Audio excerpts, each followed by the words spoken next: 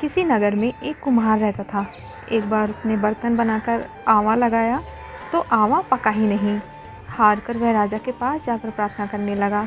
राजा ने राज पंडित को बुलाकर कारण पूछा तो राज पंडित ने कहा कि हर बार आवा लगाते समय बच्चे की बलि देने से आवा पक जाएगा। राजा का आदेश हो गया। बलि आरंभ हुई। जिस परिवार की बारी होती वह परिवार अपने बच्चों में से एक बच्चा बलि के लिए भेज देता। इसी तरह कुछ दिनों बाद सकट के दिन एक बुढ़िया के लड़के की बारी आई। बुढ़िया के लिए वही जीवन का सहारा था। अब दुखी बुढ़िया सोच रही थी कि मेरा तो एक ही बेटा है, वह भी सकट के दिन मुझसे जुदा हो जाएगा। बुढ़िया ने लड़के के सकट की सुपारी और धूप का बीड़ा देकर कहा, भगवान का नाम लेकर आव में बैठ जाना, सकट माता रक्षा करेगी। बालक आव में बैठा दिया गया और बुढ़िया सकट माता के सामने बैठकर पूजा करने लगी। पहले तो आवा पकने में कई दिन लग जाते थे, पर इस बार सकट माता की कृपा से एक ही रात में आवा पक गया। सवेरे कुम्हार ने देखा तो हैरान रह गया, आवा पक गया था।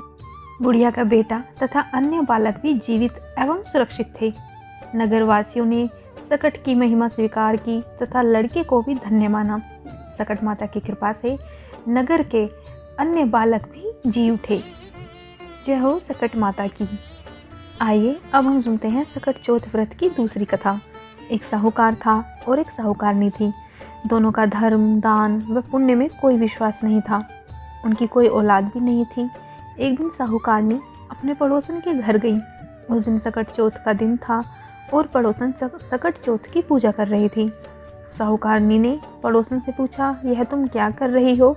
तब पड़ोसन ने कहा, आज सकट चौथ का व्रत है, इसलिए मैं पूजा कर रही हूँ। साहूकारनी ने पड़ोसन से पूछा, इस व्रत को करने से क्या फल प्राप्त होता है? तब पड़ोसन ने कहा, इसे करने से धन और धान्य, सुहाग और पुत्र सब कुछ मिलता है। इसके बाद साहूकारनी बोली, अगर मेरा बच्चा हो गया तो मैं 1.25 सेर तिलकुट करूंगी और चौथ का व्रत रखूंगी। इसके बाद भगवान गणेश ने साहूकारनी की प्रार्थना कबूल कर ली और वो गर्भवती हो गई। गर्भवती होने के बाद साहूकारनी ने कहा कि अगर मेरा लड़का हो जाए तो मैं 2.5 सेर तिलकुट करूंगी।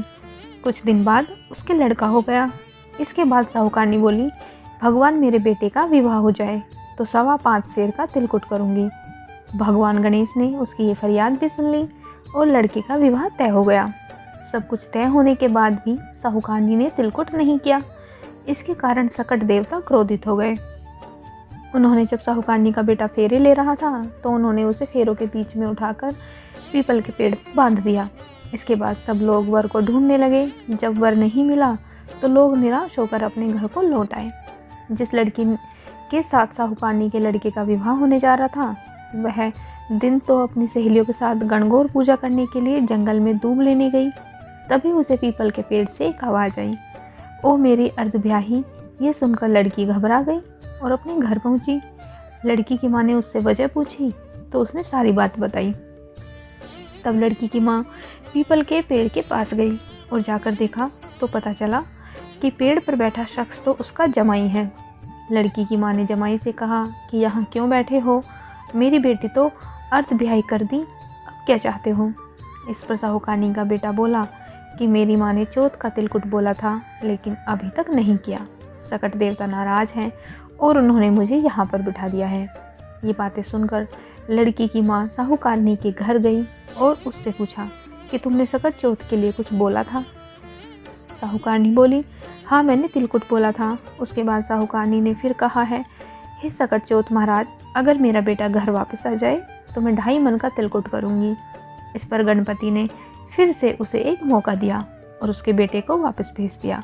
इसके बाद साहूकारनी के बेटे का धूमधाम से विवाह हुआ। साहूकारनी के बेटे और बहू घर आ गए।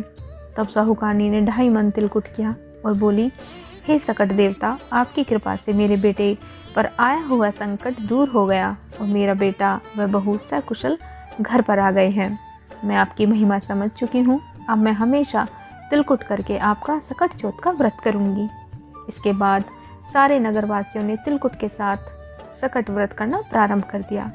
जय हो सकट महाराज की।